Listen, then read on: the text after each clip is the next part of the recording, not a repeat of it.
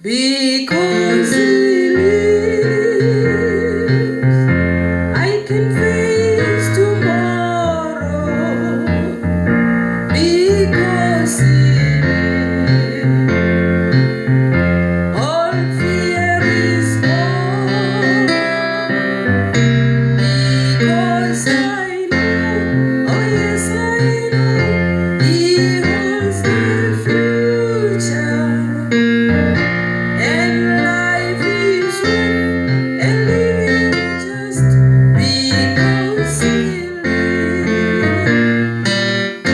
Because he lives, I can face tomorrow.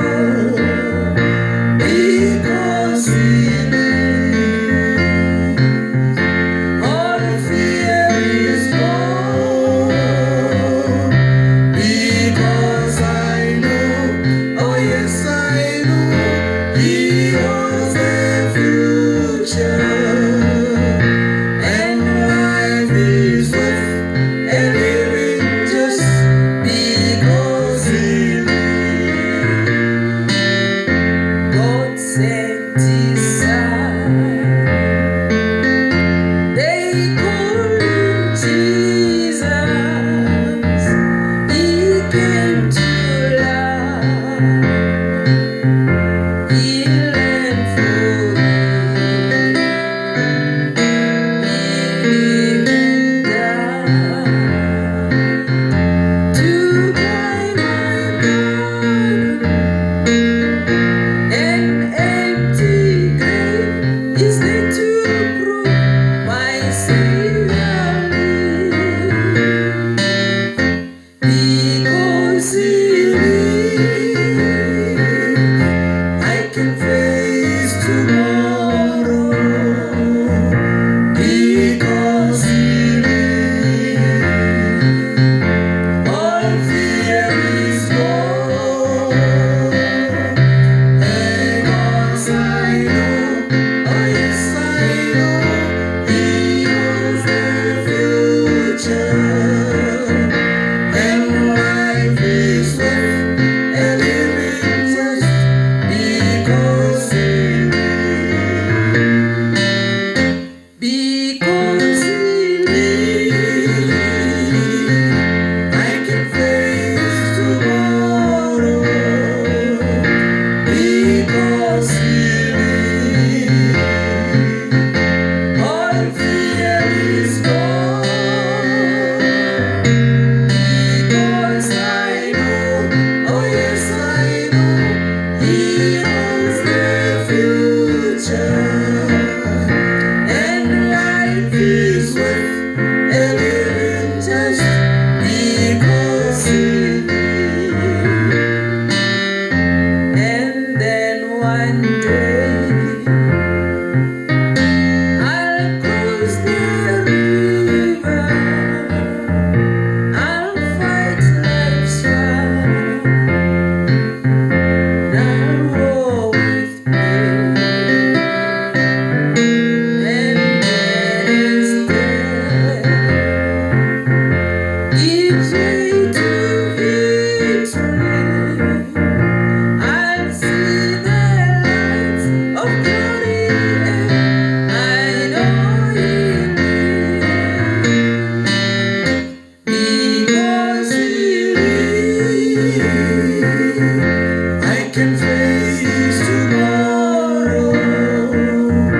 Because he lives, all fear is gone.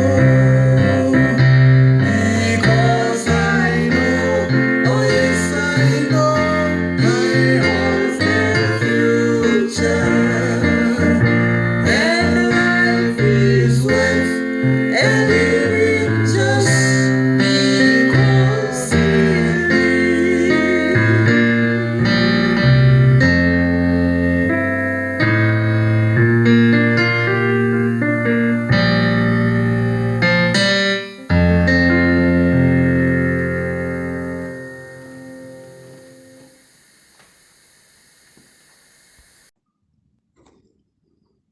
Siyanibingelela nonke bazalwane endaweni zonke ze-South Africa lapho kukhona abazalwane abakhulekayo egameni lenkosi yethu Jesu Kristu. Sikulo mthandazo wantambama womhla ka-3 ku-April 2020. Siyacela ke bazalwane sikhuthazane ngamazwi njengoba sibona isimo esiphezulu kwaso.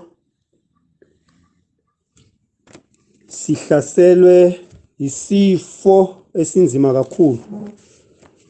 Well, masingene ezwini lenkosi elitholakala kuLuka chapter 12 verse 32. Sizafunda ke ngezilimi zonke, ngizafunda ngesiZulu kufundeka kanje. Verse 32. Ningesabi mhlambi omncinyane, lokhu ihlo ethanda ukuninika umbuso. Siphinde futhi, ningesabi mhlambi omncinyane, lokhu uthi uyihlo ethanda ukuninika umbuso. Siyalibonga ke lelizwi, simbonge ke uThixo nangenkonzo sibe nayo ngelanga longolesibili mhla ka-31 ntambama. Thixo sibusise kakhulu ngesihloko esithi Trust in the Lord. So lesi sikhathi esikusona siyazi kuyisikhathi esinzima kade singasilindele. uThixo yes akasilahlile ukhona. Njalo sithanda ukuqinisa bonke abazalwane ngaleli verse elifundiweyo elitholakala kuLuka chapter 12 verse 32. Isihloko sethu sikhona lapho kulombhalo esithi fear not, ningesabi. Siyambonga kakhulu kulonyaka ka-2020 sayamukela unyaka kuhle. uThixo sibusisa ngemihlangano bekhona, kodwa besingalindele ukuthi kulonyaka singaba kulesi simo esikuso esokuthi sizithole singabikho ezinkonzweni sesikhulekela emakhaya.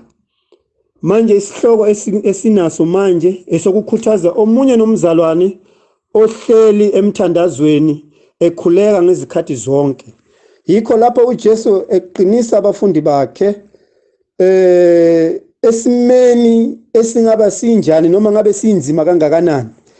Okukhulu kakhulu ukuma isibindi ezindaweni esikuzona simethemba uThixo.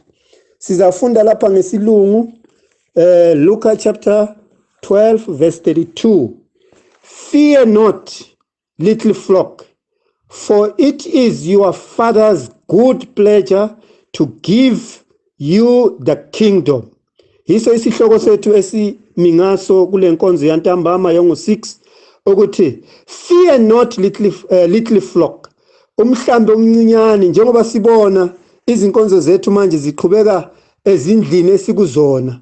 Yes, sizwile inkonzo yavulayo ukuthi ngasilalela abasiphethe sibahloniphe njengoba bamisile ukuthi ngenxa yalesi sifo esihlasele izwe lonke. Omunye nomunye uyafunda emaphepheni, omunye nomunye uyabuka izindaba, omunye nomunye uyezwa lokho akuzwayo kukhulunywa ngesifo esisodwa esihlasela umhlaba wonke, i-coronavirus ebulalayo ebhubhisayo, engabhekile ukuthi wena ucebile unemali, engabhekile ukuthi uhluphekile, kodwa yona mase ifikile iyabulala kuphela. Kodwa siyambonga uThixo ngaleli lizwi elithi mhlambi omncane ungesabi, yimani isibindi.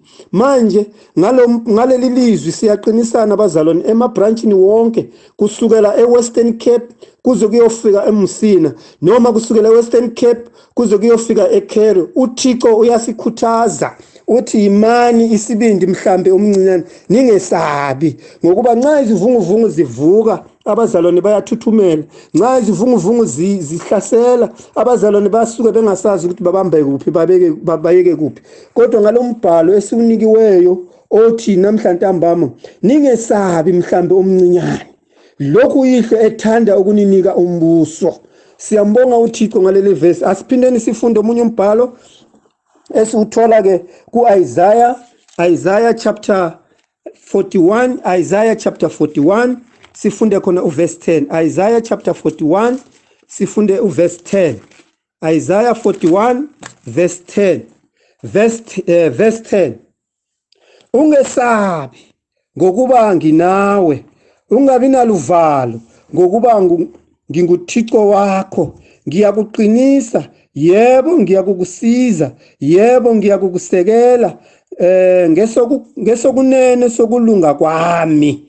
Sifunde futhi. Ungesabi ngokuba nginawe, ungabi naluvalo ngokuba nginguThixo wakho, ngiyakukuqinisa, yebo ngiyakukusiza, yebo ngiyakukusekela ngokusokunene sokulunga kwami. Sifunde in English. Fear thou not, for I am with thee. Be not dismayed, for I am their God. I will strengthen thee. Yea, I will help thee. Yea, I will uphold thee with the right hand of my righteousness. Siyambonga uThixo ngaleli verse. Umhlabelele ku 115. Uthi uThixo uyamangalisa. Uyabala nezinwele. Yena okukhulu kakhulu akufunayo ukusisindisa. Manje bazalwane sisabhekele imibhalo, miningi imibhalo esingakhuthaza ngayo. Kodwa lesi sikhathi esibhekene naso, isikhathi esinzima, isikhathi kade singalindele ukuthi iphasika siyakulibambela ezindlini. Kodwa sikubongayo, noma kunjalo umbuso usivumela ukuthi sikhuleke, sivula amasinagoge ezindlini zethu. uThixo uyakusiqinisa, uThixo uyakusisekela. Siyambonga ke uThixo noma singakezwa lutho kubazalwane bethu ukuthi kukhona osengeniwe lesi sifo. Kodwa ngelizwi elifunda ukuthi wasingesabi, noma sihlasele, noma sibabili, noma sibathathu lapho esikhona, noma uwedwa, noma usezweni ekungesilela kini, uJesu uthi ungesabi mhlambe omncinyane ngokuba yena uminathi. uThixo akaye kusishiya, uThixo akaye kusiyeka. Ukuphela into esifunayo ufuna sime esibindi. Siyakuthola omunye umbhalo otholakala ke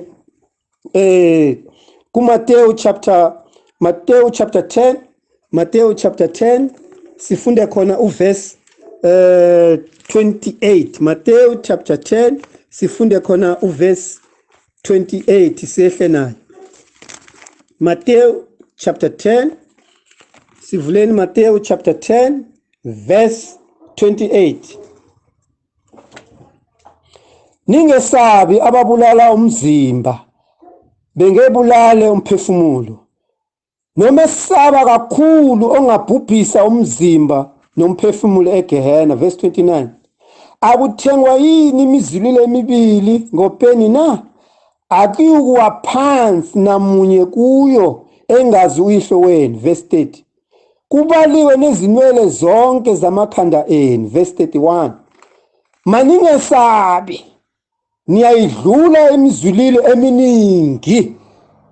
Maningesabi, niyayidlula imizililo eminingi. Sifunde ngesilungu. Matthew chapter 10 verse 28. And fear not them which kill the body, but are not able to kill their soul, but rather fear him which is able to destroy both soul and body in hell. Verse 29. Are not 2 sparrows sold for a farthing, and one of them shall not fall on the ground which without your Father? Verse 30. But the very hairs of your head are all numbered. 31. Fear ye not, therefore you are of more value than many sparrows. Fear ye not, therefore ye are of more value than sparrows. Siyawubonga lo mbhalo uJesu asikhuthaza ngawo. Abafundi bakaJesu ngesikhathi esiningi babehlangabezana nezinkinga esibhekene nazo namhlanje. Kodwa uJesu wayebabona, ekwazi ukubaqinisa, ekwazi ukubasekela, ekwazi ukubanikeza amazwi aza kubaqinisa. Nawo amazwi ayakusiqinisa izindlini esikhuleka kuzona. Nawo amazwi ayakusimela uJesu uma sikhuleka simethemba. Njengokuba sizwile isifundo sangalesibili ntambama ukuthi nxa simethemba uThixo akaye kusishiya, akaye kusiyekela, akaye kusidedela ungavumela lesi sifo sibe phezu kwethu. Kuphela into ebalulekile ukumethemba, ukuphela into ebalulekile ukumlalela, ukulalela amazwi akhe awashiloyo. Manje ngalawa mazwi sithi ezindlini esikhuleka kuzona uThixo akaya kusiyekela. Mhlambe omncinyane masingesabi, noma ngabe bunzima bungakanani masingesabi. Yazi ukwesaba into ngeke yazi uyilindele iyafika noma kubani. Ukwesaba kuyenzeka noma kubani. Siyambona uPetru lapha yazi ebizwa nguJesu ukuthi ayeze ahambe phezulu kolwandle. Yazi waqala ukuhamba phezulu kolwandle angenakho ukwesaba, kodwa sekhumbula ukuthi hey ngiphezulu kwamanzi, waqala ukwesaba, yikho waqala ukusinka. Manje nathi bazalwane masethembele kuThixo, masimethembeni uThixo. Noma ngabe yazi isifo sigudla amagumeni ezindlu zethu, noma ngabe isifo sisondela eduze esakhelene nabo, noma sewuzwile ukuthi umakhelwane wakho usenasi lesi sifo, fear not little flock, ngokuba uJesu mkhulu kunezifo. Into ayifunayo ufuna ukuthi siyongena embusweni kuphela. Manje ngalawa mazwi sithi masikhuthazane. Nangu Zakaria sesifunda ivesi lokugcina, nangu Zakaria ekhuthaza naye ngawona lo mbhalo wokungesabi. Zakaria chapter 9 verse 16. Asifundeni Zakaria chapter 9 verse 16. Zakaria 9 verse 16 kufundeka kanje: Kothi uJehova uThixo wabo wobasindisa ngalolu suku njengezimvu zabantu bakhe, ngokuba boba njengamatshe omqhele beziphakamisa ezweni lakhe.